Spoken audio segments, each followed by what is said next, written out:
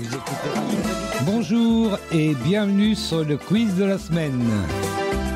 Une émission proposée par Radio Prédication, animée par Dominique et Martine.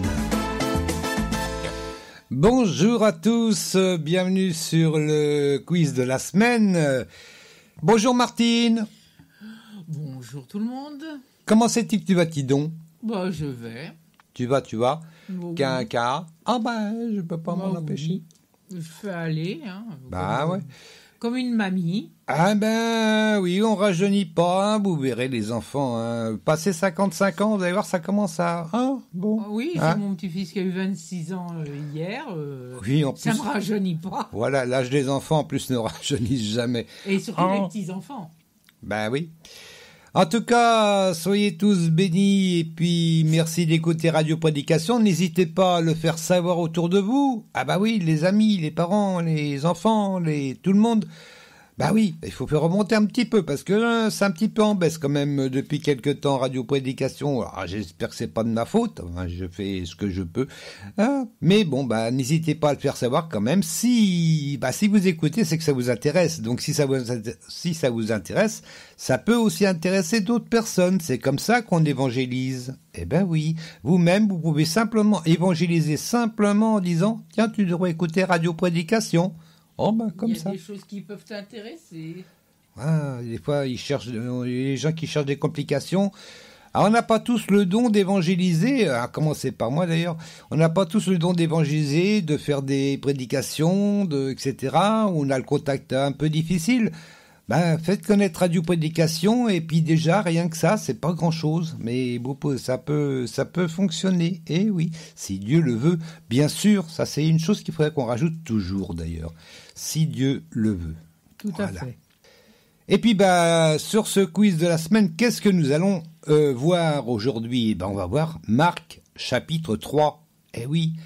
Il y a 35 versets, donc c'est pas très très long, donc du coup je fais des enregistrements assez courts d'ailleurs, puisque en plus c'est en 2 parties, pendant le quiz en tout cas. Je rappelle que les 2 quiz précédents sont en ligne dans les podcasts, donc n'hésitez pas à aller sur radioprédication.fr et vous pourrez donc réécouter les 2 derniers quiz, voilà. Ah bah oui, je les mets 2 par 2 maintenant, voulez-vous. Voilà, donc Marc, on va savoir quoi? Je vais vous le dire. Jésus, donc parmi la foule, le choix des apôtres. Jésus, Dieu ou Satan? La vraie famille de Jésus. On va voir aussi ce qu'est la vraie famille de Jésus.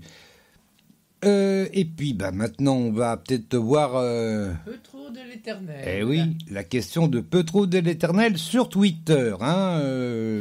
Tu nous as pas dit ce que tu nous mettais comme musique, chérie? Ah oui, tiens, pour une fois, j'ai oublié la musique. Ah la musique, c'est Noémie, c'est Noémie Music qui nous a envoyé ça.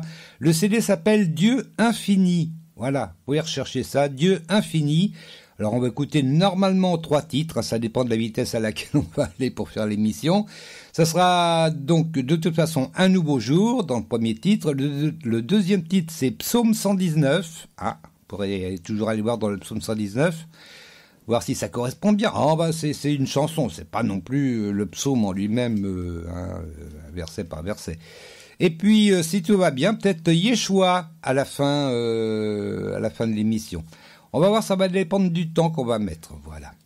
Et puis sur ce... La question de peu trop. Voilà, la question de peu trop d'électricité. Oh, elle est pas très difficile. Non, j'ai pas voulu... Il en avait fait plein, mais bon, j'ai pris celle-là, elle est pas trop difficile. Quoique... moi, je me suis laissé avoir. Oui, alors donc... si toi, tu t'es laissé avoir, alors moi... Ouais. On va voir. Dans la parabole des vignerons, combien de serviteurs le propriétaire de la vigne envoya-t-il en tout vers les vignerons? Je répète. Dans la parabole des vignerons, combien de serviteurs le propriétaire de la vigne envoya-t-il en tout vers les vignerons? Est-ce qu'il en envoya 2, 3, 4 ou plus de 4? Bon, pour vous aider un petit peu, vous pouvez retrouver ça dans ce qu'on étudie actuellement sur le quiz, si ça peut aider. Ah, si, ça va aider. Si. Voilà. Et puis, sur ce, on va peut-être écouter la première partie du chapitre 3 de Marc. Ça va aller du verset 1 à 19. Voilà. Tout le monde est prêt ? Allez, on y va. Marc chapitre 3.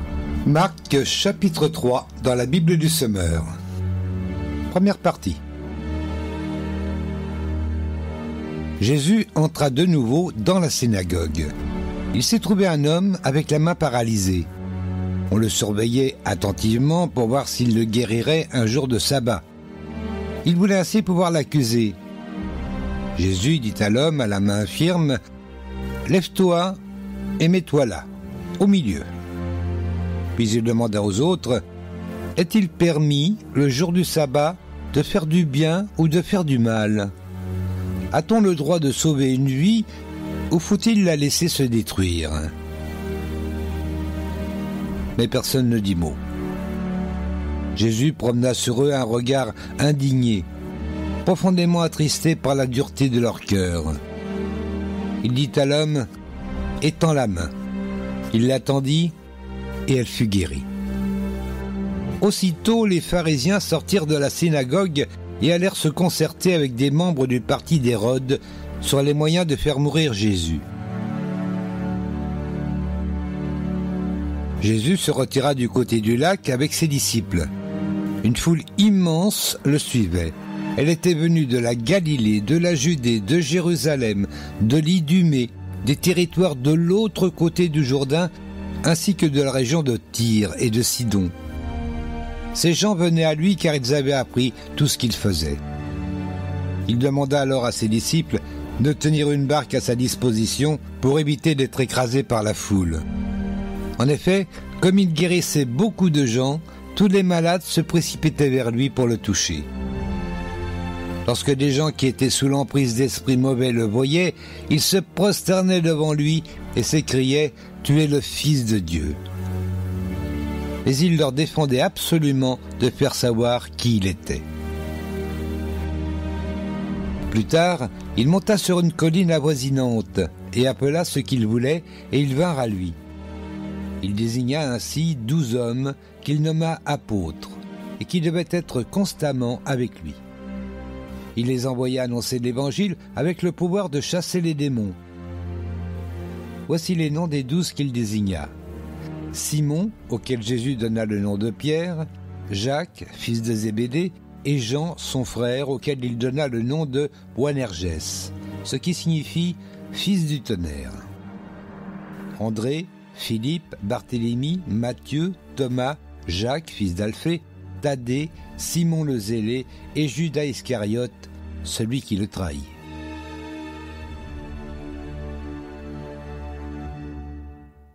Voilà, c'était donc la première partie du chapitre 3, donc versets 1 à 19. Et donc c'est sur ces versets que va porter bien sûr les questions. Alors, la première question. T'es parée, Martinette ? Oui. Oui. L'homme dans la synagogue a la main sèche, mouillée, paralysée. Oh, je suis bête. L'homme dans la synagogue a la main sèche, mouillée ou paralysée. Oh, un petit piège quand même là-dedans, hein. Oh ben oui, allez, 10 secondes.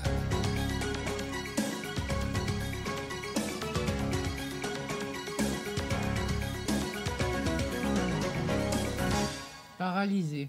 Paralysé, mais sèche, c'était valable aussi parce que, en fait, ça dépend des traductions. Oui. Eh ben voilà, sur la version Summer, c'est paralysé. Dans d'autres versions, c'est la main desséchée. Et dans la seconde, généralement, c'est la main sèche. Voilà. Donc c'est pour ça que, bon, même la seconde 21, c'est marqué la main paralysée. Parce que, bon, on comprend mieux. Parce que la main sèche, c'est vrai, bon, hein, bon, alors, tiens, il s'est pas mouillé les mains, il a la main sèche. Non, c'était pas ça du tout. C'est paralysé, en fait. Voilà. Puis, sur ce, on va peut-être lire un petit peu. Bah oui. Oh, je suis là pour ça, quand même. Oh, ouais. Alors, Marc 3, allons-y. Alors, donc, ça au verset 2, hein, on vient de voir. Non, c'est au verset 1, d'ailleurs. Donc, je vais lire que le verset 1. Oh, comme ça. Jésus entra de nouveau dans la synagogue. Il s'y trouvait un homme avec la main paralysée. Voilà, donc ça c'est la Summer, je le précise. Je rappelle qu'on lit également sur le site de l'évangile.com, je le précise quand même, c'est normal.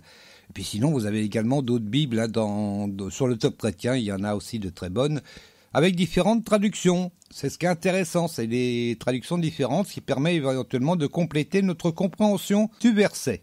Et sur ça, on va passer à la question suivante, Martinette. Alors, oui. Oui. À la suite de la question, est-il permis le jour du sabbat de faire du bien ou de faire du mal? Tout le monde réagit, personne ne réagit, ou tout le monde s'en va. Bon. À la suite de la question, est-il permis le jour du sabbat de faire du bien ou du mal? Tout le monde réagit, personne ne réagit, ou tout le monde s'en va. Allez, 10 secondes.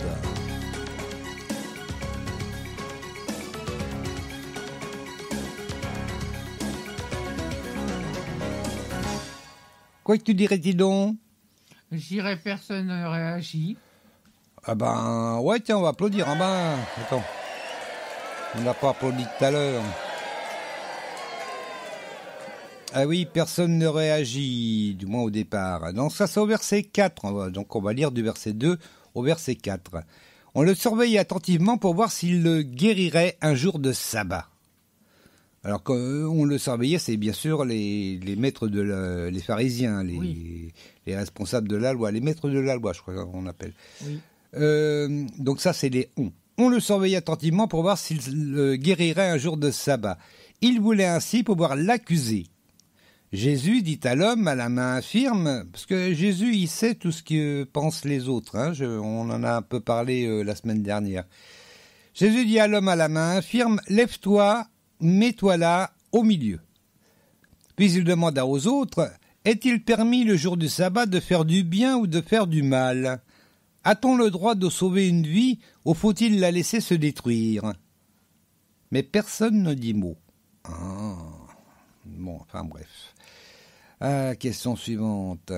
Les pharisiens se concertèrent avec quel parti? Le parti des Sadducéens, le parti d'Hérode ou d'En Marche? J'ai rien dit. Les pharisiens se concertèrent avec quel parti? Le parti des Sadducéens, le parti d'Hérode ou d'En Marche? Allez, posez la question. Attends. 10 secondes, allez.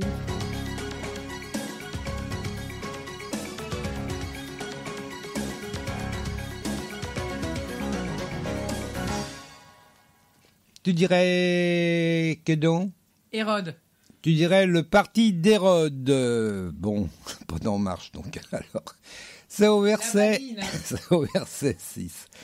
Alors, donc on va dire 5 et 6. Jésus promena sur eux un regard indigné, profondément attristé par la dureté de leur cœur. Il dit à l'homme, étends la main. Il la tendit et elle fut guérie. Pouf, t'avais vu, Il tend la main, pouf, ça y est, c'est guéri. En bas, c'est fort. Aussitôt, les pharisiens sortirent de la synagogue et allèrent se concerter avec des membres du parti d'Hérode sur les moyens de faire mourir Jésus. Voilà.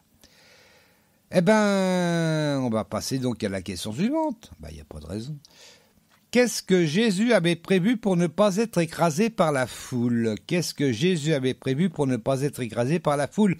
Est-ce qu'il avait prévu un ponton, un mur ou une barque? Oui, les murs, c'est à la mode. Qu'est-ce que Jésus avait prévu pour ne pas être écrasé par la foule? Un ponton, un mur ou une barque? 10 secondes.